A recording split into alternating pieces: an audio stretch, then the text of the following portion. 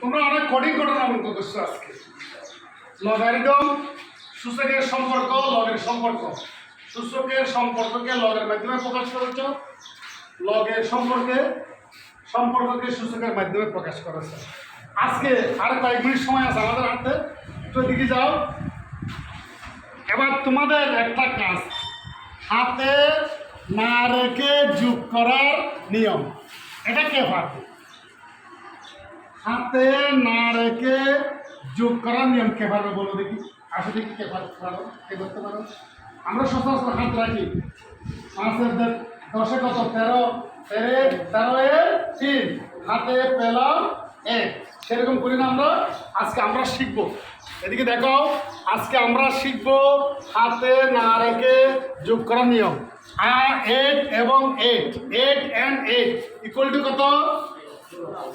16 equal to কত? 16। 7 and 8 equal to কত? 15। 9 and 7 equal to কত? 16। এবার যোগ করো। 6, 5 and 1 6, 6 and 1 7, 1 7 6 6 1 7 6 6। এখন আমরা 7 9